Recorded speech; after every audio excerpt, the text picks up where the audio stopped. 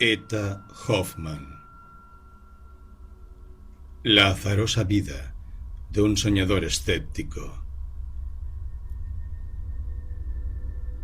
Ernst Theodor Wilhelm Hoffmann, quien, en homenaje a Mozart, cambió su tercer nombre por el de Amadeus, nació el 24 de enero de 1776 en Königsberg, Prusia Oriental.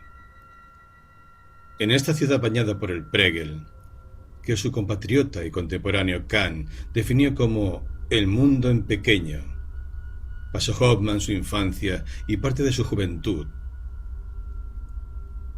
Su padre, abogado de la audiencia de la corte de Königsberg y descendiente de una familia de párrocos y maestros, dedicaba al parecer buena parte de su tiempo a la música, la poesía y la bebida. Sin embargo, su ejemplo no pudo ser decisivo en el hijo, pues muy pronto el matrimonio se separó y el pequeño Ernst, con tan solo 2 años, fue a vivir con su madre y la familia de ésta, no volviendo a ver nunca más a su padre. Se crió en casa de sus abuelos maternos, con su abuela, una tía soltera, un tío retirado y su madre, una mujer enfermiza, muy pía y al parecer histérica. El niño desarrolló tempranamente una imaginación y un espíritu lúdico que le permitieron evadirse de aquella desagradable realidad. A menudo se refugió en la lectura, una de las grandes pasiones de la sociedad burguesa alemana de su época. Obras de Schiller, Goethe, Swift y Stern pasaron por sus manos. Este último se reveló como una suerte de hermano espiritual, de alma gemela, y ejerció una gran influencia sobre él, especialmente por su ironía y su sentido para las situaciones burlescas. Más tarde leería también a Cervantes, sus novelas ejemplares, y a Shakespeare, cuyos dramas pusieron ante sus ojos un mundo en el que los reyes alternaban como si tal cosa con los espectros.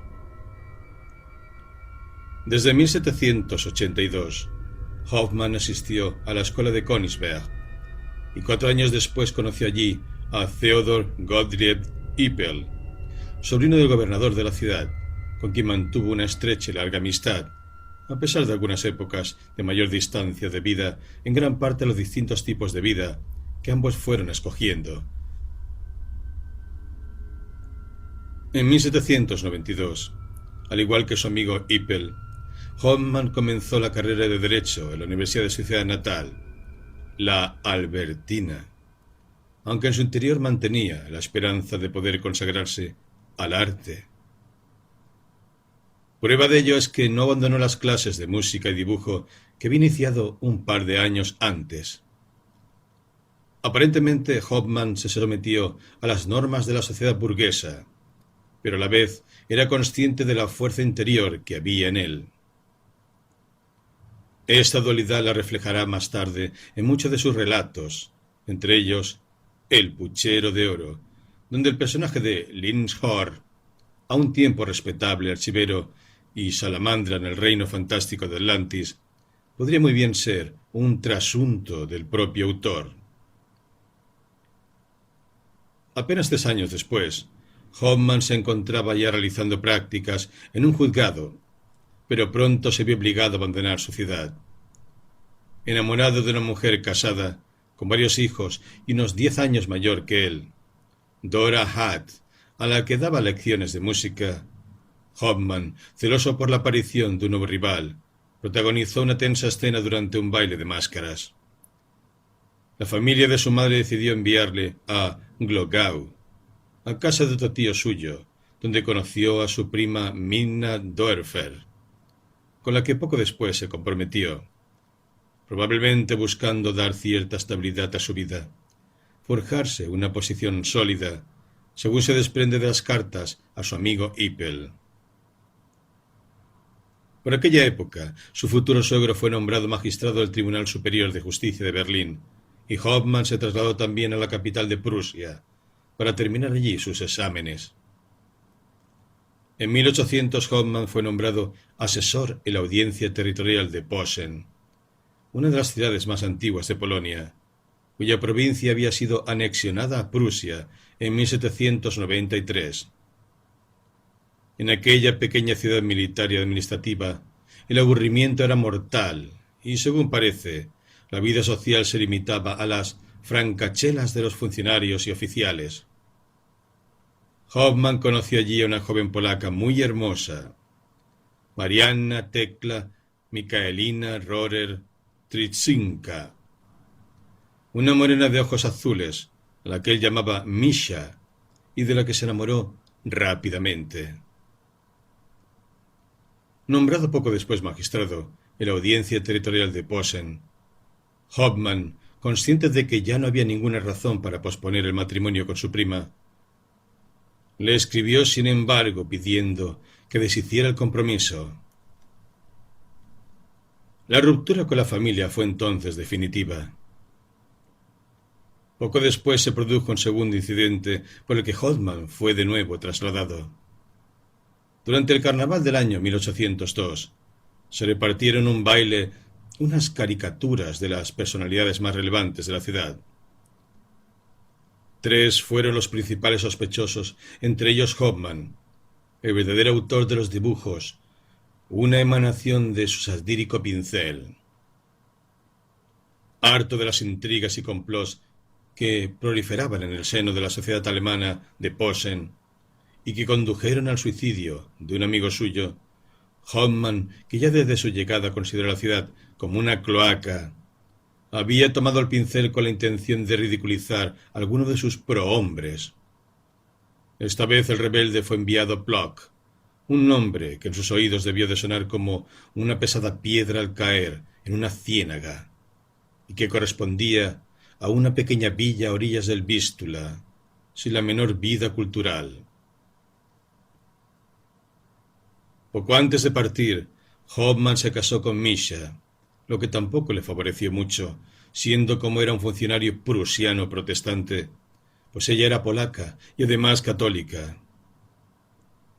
En Plock, en que según parece contaba por entonces únicamente con 389 casas, de las cuales solo 27 eran de piedra, es decir, que no tenía el más mínimo aspecto urbano. Hoffmann se sintió en el exilio. Por el día ayudaba a condenar a los ladrones de gallinas, y por la noche se sentaba al piano y componía. Recluido en su casa, solo le consolaba la compañía de su mujer. Allí fue donde empezó a redactar un diario.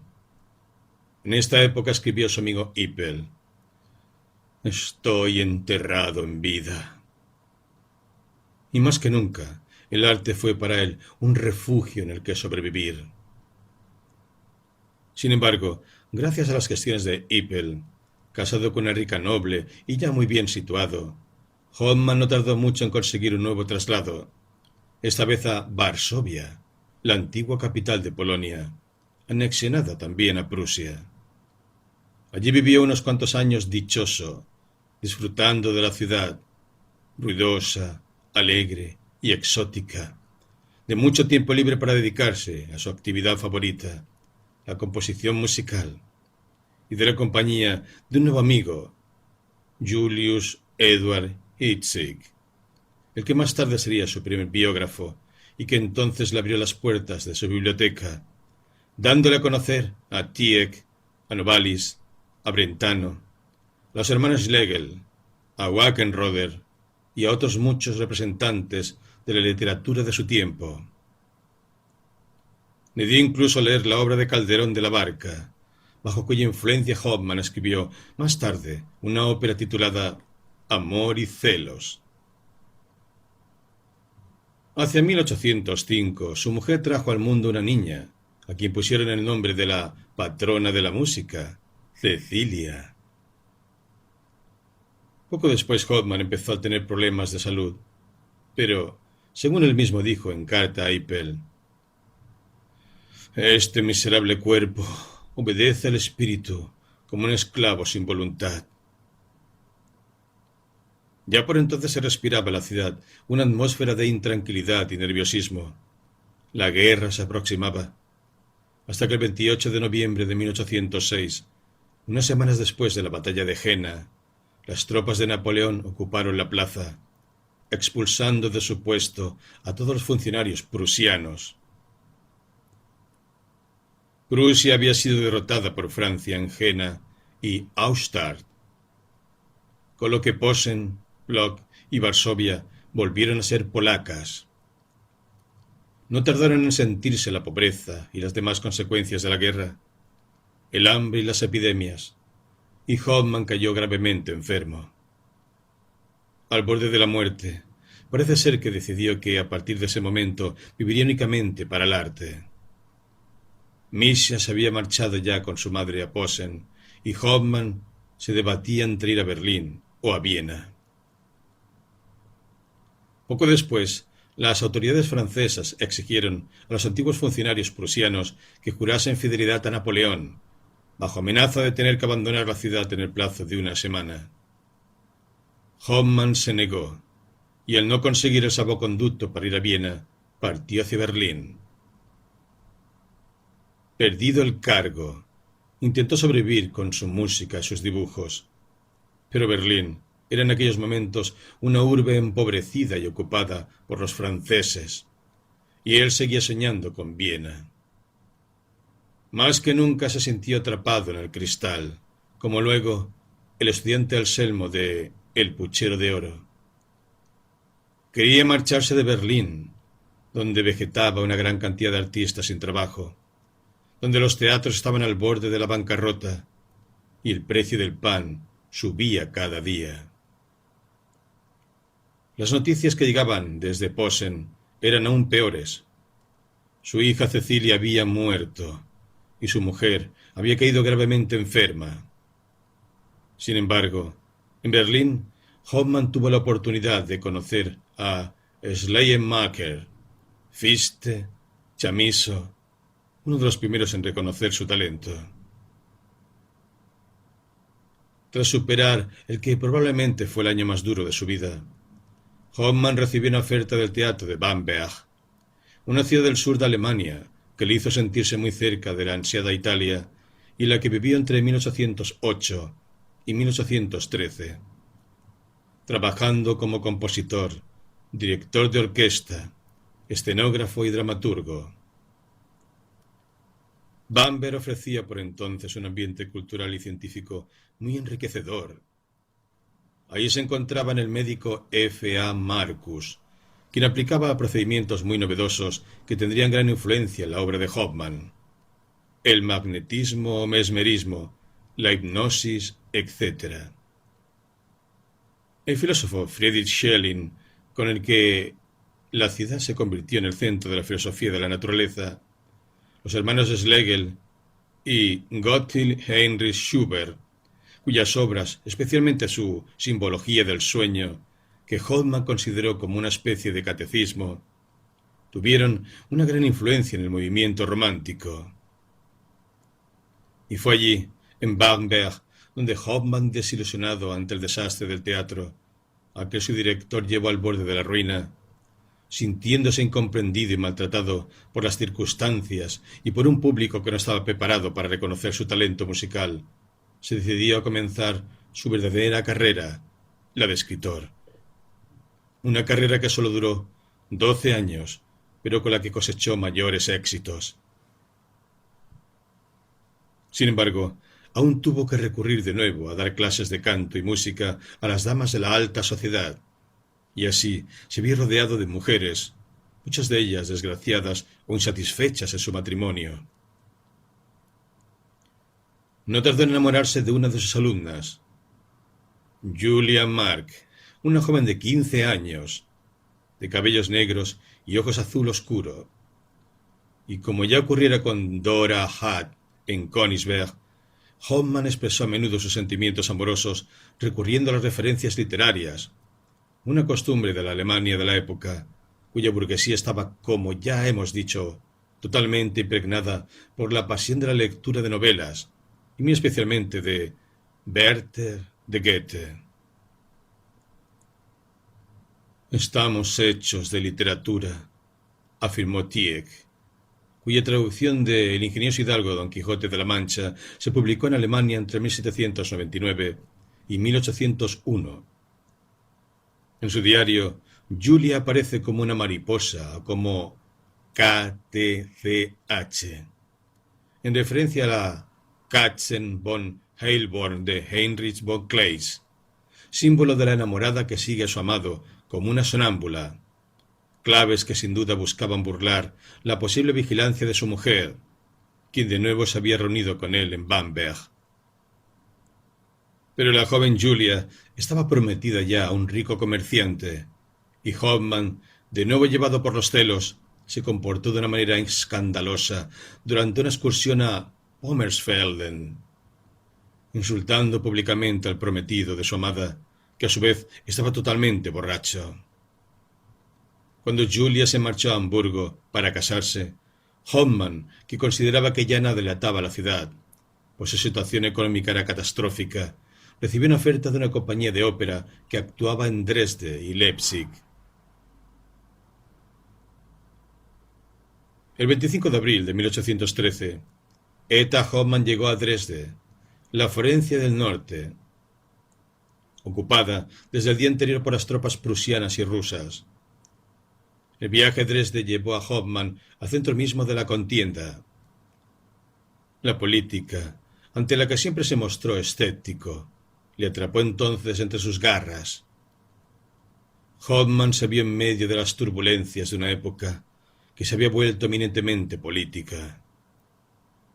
El poder de Napoleón en Europa estaba en su cenit. La vida en la ciudad se hizo insoportable. Escaramuzas entre franceses y rusos, bombardeos. Bajo la impresión de los horrores bélicos, Hoffmann escribió una visión del campo de batalla en Dresde, una espantosa danza de la muerte que en realidad es una denuncia contra Napoleón. Durante el asedio de la ciudad concibió también el proyecto de un cuento que después consideraría como una de sus obras maestras, El caldero de oro. Entre Dresde y Leipzig, viajando a unas diligencias que ponían la vida en serio peligro, pero que marchaban tan despacio que Chamisso dijo que iban así para que los botánicos pudieran herborizar. Hoffmann alternó la actividad literaria con la de director de orquesta. Sin embargo, a finales de 1814, habiendo fracasado por segunda vez en este último campo, solicitó el reingreso a la magistratura, volviendo a Berlín, una de sus ciudades favoritas, donde residiría ya hasta su muerte. Su biógrafo Ernst Heilborn dice: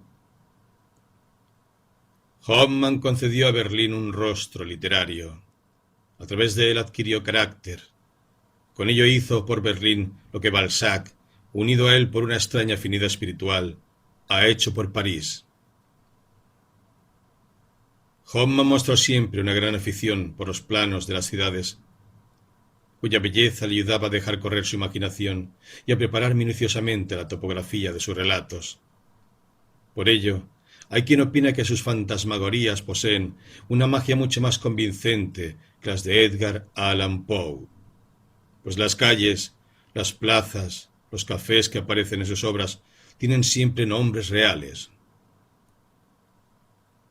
De nuevo emprendió Hoffmann un intento para establecerse como maestro de capilla, pero ninguno de sus movimientos en este sentido tuvo éxito. Convertido en un autor de lo que podríamos llamar bestsellers, los salones y círculos literarios de la ciudad le recibieron en cambio con los brazos abiertos, aunque él prefirió el ambiente de las tabernas, en una de las cuales estableció una suerte de despacho, donde recibía a sus amigos hasta altas horas de la noche. Hoffmann escribía muy rápido, y casi todos sus relatos se publicaban enseguida en revistas, almanaques de bolsillo, para aparecer poco después en recopilaciones. Por fin, en 1816, consiguió ver realizado el sueño de que su ópera Ondina se estrenara en Berlín. Tras el éxito, la obra se representó un total de 14 veces, hasta que desgraciadamente el teatro se quemó, y con él los magníficos decorados de Schinkel. En su calidad de consejero de justicia del Tribunal Supremo de Berlín, Hoffmann hizo lo posible por ayudar a los acusados en los procesos contra los llamados demagogos. Según las autoridades, todos aquellos que cuestionaban la restauración tras el Congreso de Viena. A pesar de que en modo alguno estaba convencido de las ideas políticas del movimiento liberal, ello le llevó al extremo de ser acusado de una serie de delitos, planteándose de nuevo la posibilidad de enviarle a una provincia alejada. Cuando se encontraba redactando su defensa, la enfermedad que había venido padeciendo de forma intermitente, una afección de la médula espinal, había avanzado ya hasta el punto de paralizarle las manos, pero él siguió escribiendo al dictado hasta su muerte. Tras sufrir terribles dolores, en parte provocados por un tratamiento médico brutal, Eta Hoffmann, un soñador que en la escuela de la doble vida aprendió el escepticismo, murió el 25 de junio de 1822. Su vida, compleja tanto en el plano familiar y amoroso como en el profesional y artístico, había sido tan agitada como su época. El talento literario de un músico frustrado. El mago del Este, como le llamó Balzac, fue un extraordinario narrador de lo fantástico, de lo inquietante y de lo diabólico. Precursor de los surrealistas, en su obra se confunden sueño y realidad, aunque ironizando siempre acerca de esta última. Las obras de este romántico del lado oscuro de la naturaleza han tenido gran influencia sobre un buen número de autores de la literatura universal, entre ellos Honoré de Balzac, Lord Byron, Nicolai Gogol, Edgar Allan Poe o Charles Baudelaire. Hoffmann posee un talento artístico extraordinario y polifacético. Fue un excelente dibujante que supo retratarse a sí mismo e inmortalizar muchas de las figuras de sus propias narraciones. Fue también director de orquesta y compuso, entre otras muchas piezas, la ópera Ondina, con texto de la Motte Fouquet. Como crítico musical, nos ha dejado interesantes observaciones acerca de las creaciones de Gluck, Mozart y sobre todo Beethoven. Se ha dicho que Hoffmann no llegó a expresarse perfectamente por medio de la música, a la que consideraba como el arte privilegiado y superior, y que este fracaso le atormentó hasta el fin de sus días. A pesar de estar musicalmente muy dotado, no fue un innovador, sino que se limitó a imitar a Mozart, a Gluck y a los italianos del siglo XVIII, Vivaldi, Cimarosa, Fioraventi, Viotti. Sin embargo, lo que sí se le concedió fue el don de la palabra, con la que logró traducir maravillosamente las cosas que veía. Sin duda alguna, sus creaciones musicales prepararon en cierto modo el camino de su producción literaria. La influencia de la música se deja sentir no solo en la ocupación principal de sus personajes, el maestro de capilla Kreisler, el consejero Crespel, quien fabrica violines, o el caballero Gluck, sino también en la composición y en el ritmo de la acción. En una carta a su editor, Hoffmann comparó el principio de los elixires del diablo con un grave sostenuto, seguido de un andante sostenuto e piano y de un allegro forte. Hoffmann inició su actividad literaria muy pronto, pues ya a los 20 años tenía escritas 2 novelas que, por desgracia, se han perdido. La primera de ellas fue rechazada por el editor. La segunda quedó inconclusa, encerrada como tantas otras en un cajón. Pero Hoffmann, que escribía con una extraordinaria rapidez, no tardó en publicar 2 narraciones de tema musical. Se trataba de El caballero Gluck, uno de sus relatos más logrados, publicado por primera vez en 1809, en una revista musical en la que colaboraba como crítico, y en el que ya está presente el estilo que fascinará a muchos de sus lectores. y de Don Juan, 1812. Más tarde estas dos obras se editaron conjuntamente bajo el título de Fantasías a la manera de Callot, 1814-1815, junto con otros muchos cuentos y relatos, entre ellos el misterioso y poético El Caldero de Oro, acompañados de un prólogo de Jean Paul.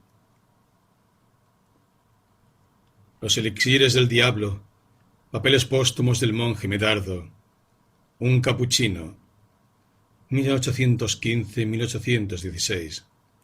Es, como Los Nocturnos, 1817, que incluye una de sus narraciones más angustiosas, El hombre de arena, y al igual que Pequeño Zack, llamado Zinnober, 1819. Una obra de pasiones y fantasía diabólica. Al parecer, Hoffmann redactó el primer volumen de Los elixires del diablo en 4 semanas, en un estado parecido al de Kafka cuando escribió La condena, que le salió, según sus propias palabras, como un parto en toda regla, cubierto de porquería y mucosidades. La idea principal de la novela, de la que esperaba fuera para él un elixir de vida, en términos económicos, la expresó en una carta en los siguientes términos: la vida de un hombre, en cuyo interior y desde su nacimiento imperan los poderes divinos y demoníacos. Con ella quería mostrar los misteriosos nexos del espíritu humano con los principios superiores, ocultos en la naturaleza, que estallan de vez en cuando aquí y allá. En un proceso de disociación de la personalidad, se muestra cómo la represión de la sexualidad, en este caso de un monje, acaba destruyendo al individuo. La novela, que contiene algunos de los motivos más frecuentes en la obra de Hoffmann, el desdoblamiento de la conciencia, la locura, la telepatía, no se convirtió en el elixir que él esperaba. Tardó un año en encontrar editor y cuando se publicó, fue leída por el público con pasión, pero la crítica apenas le prestó atención. Los hermanos de San Serapion, 1819-1821, es una recopilación que contiene algunos de sus relatos más hermosos. La señorita de Scuderi, en la que un famoso orfebre de París de Luis XIV se revela como un terrible asesino. Maese Martín el Tonelero, una historia que se desarrolla en el marco de la ciudad medieval de Nuremberg. Las minas de Falun, el consejero Crespel y el Cascanueces, y el rey de los ratones, cuento en el que el poeta escapa de la vida cotidiana de su época hacia el reino del sueño y de la imaginación infantil. Opiniones del gato Moore, con la biografía fragmentaria del maestro de capilla Johannes Kreisler, en Hojas sueltas de Maculatura, 1820-1822. Recoge muchos de los conocimientos musicales de Hoffmann, oculto tras la figura del músico.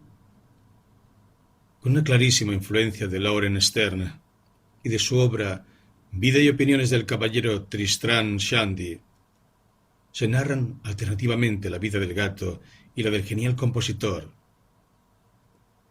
El gato, para escribir su autobiografía, utiliza las hojas de otro libro, la biografía inédita de Kreisler, que queda así atrapada entre sus páginas. Gracias al descuido del ficticio editor y el vandalismo del gato, la obra se publica conjunta.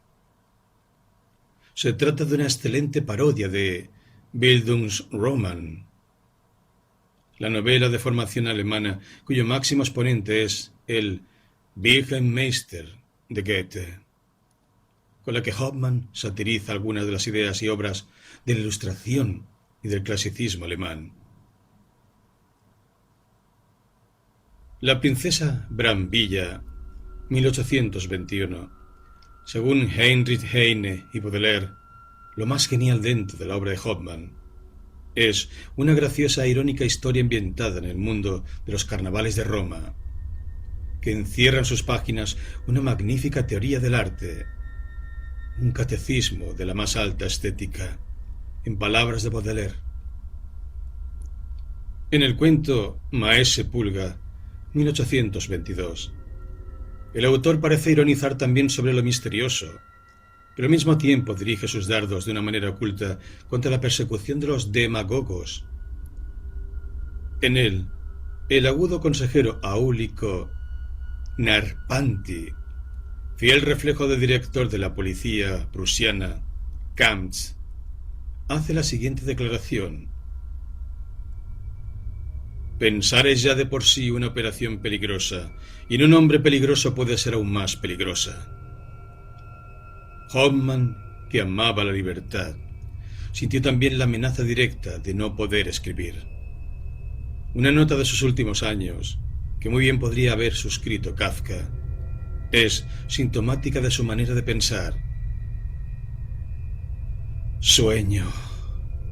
La policía quita todos los relojes de las torres y confisca todos los relojes porque el tiempo debe ser confiscado. Pero la policía no tiene en cuenta que ella misma solo existe en el tiempo.